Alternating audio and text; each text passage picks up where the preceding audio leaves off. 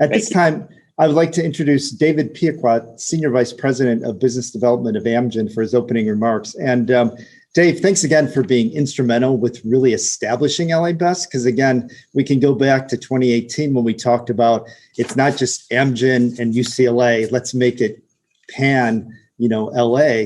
And I think, hearing from your remarks, everybody will understand where we're at. Thank you so much, Mark, and really enjoyed the comments from Eric and Jean and Jamie. That was fantastic, very interesting.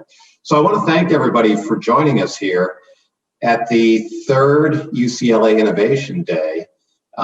First one, as Mark mentioned, was in 2018.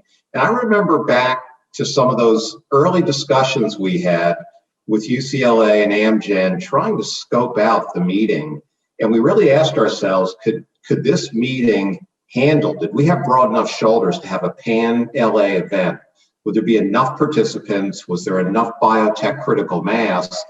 And we have really been excited by what we've seen. I think really the first one, the eye-opener and the exciting thing, for me at least, and I think for many of us, was the idea that we have this diffuse community. It's very hard to see what we're doing in biotech because it's spread from City of Hope to UCLA Harbor, and it's hard to get your arms around it all. And so for that day, we brought people from every corner of the biotech community in LA together at UCLA, and then we built off of that.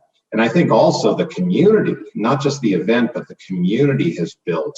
And so Westlake BioPartners has been added, an organization you'll hear from like Bioscience LA, which Amgen is proud to be a charter member of, will be represented here. We've made tremendous progress as a community.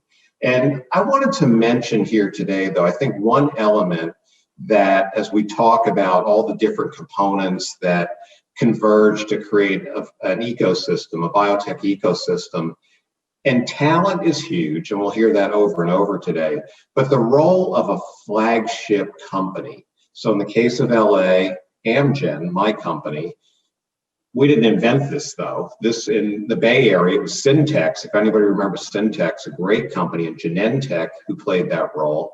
In Boston, of course, it was Biogen and Genzyme and Seprecor and others, but it's a critical role. And then you say, well, what's critical about it? Well, we're talent magnets.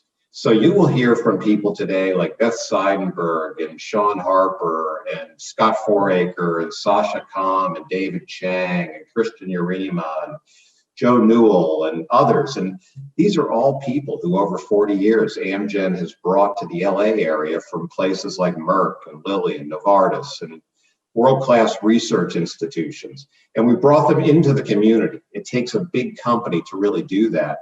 And then in our 40 years, people have retired or they've moved on or they've been recruited by startups.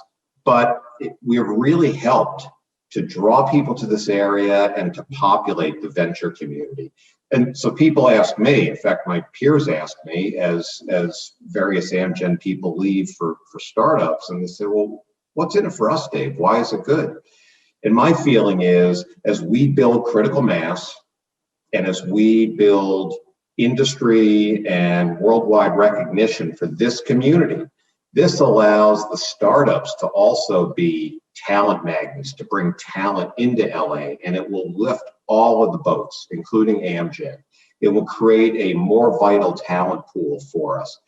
And look, the one thing I've learned in 40 years in this industry is, yes, it's an industry of capital. Yes, it's an industry of science and product ideas, but more than anything else, talent is the secret sauce that brings life-saving innovations to patients.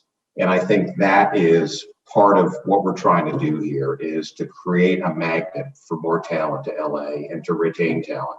So thank you very much, and I look forward to the conference, and thank you for participating.